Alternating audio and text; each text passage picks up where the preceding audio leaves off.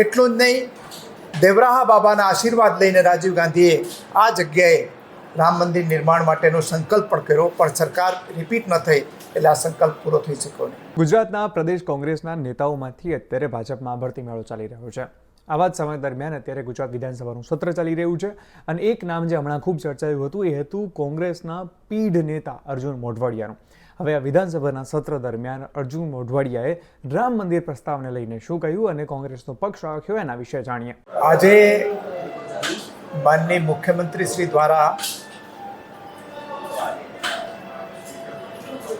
અયોધ્યાની અંદર રામ મંદિર બાંધવા બદલ વડાપ્રધાનશ્રીને અભિનંદન આપતો જે પ્રસ્તાવ રજૂ કરવામાં આવ્યો, એમાં ભગવાન રામ કરતાં વડાપ્રધાન અને રાજનીતિ વિશેષ છે.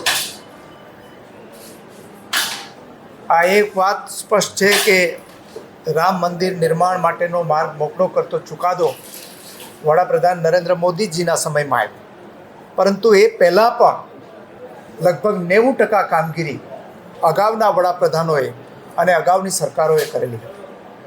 1949માં પહેલી વખત રામલલ્લાની મૂર્તિઓ આ જગ્યા ઉપર મૂકવામાં આવી. 1989ની અંદર આ મૂર્તિની પૂજા વિધિ શરૂ કરવામાં આવી.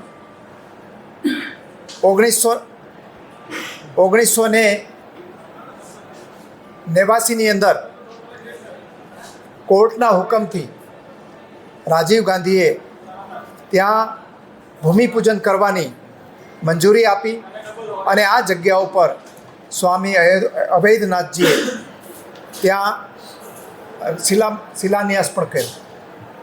એટલું જ નહીં, દેવરાહા બાબાના આશીર્વાદ લઈને રાજીવ ગાંધીએ આ જગ્યાએ રામ મંદિર નિર્માણ માટેનો સંકલ્પ પણ કર્યો, પણ સરકાર રિપીટ ન થઈ એટલે આ સંકલ્પ પૂરો થઈ શક્યો નહીં. 1993ની અંદર જે જમીન છે એ જમીન પૈકી 2.77 એકર જમીન જે વિવાદાસ્પદ હતી એ છોડીને બાકીની 60 એકર જમીન રામ મંદિર નિર્માણ માટે એક્વાયર પણ કરવામાં આવી અને આ 2.77 એકર જમીન બાબતે પણ સુપ્રીમ કોર્ટ જલ્દીથી ફેંસલો આપે એ માટે પ્રેસિડેન્શિયલ રેફરન્સ કરવાનું કામ પણ જે તે વખતની નરસિંહ રાવની સરકારે કર્યું.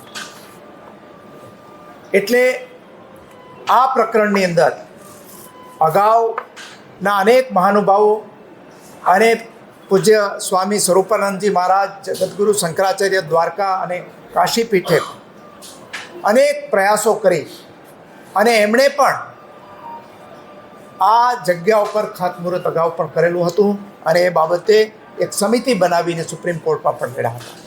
આ સહિતના તમામ લોકો જે છે એ આ મંદિર નિર્માણ માટે એને પોતપોતાનું જે કર્તવ્ય આવ્યું હતું એ બધાએ નિભાવેલું છે.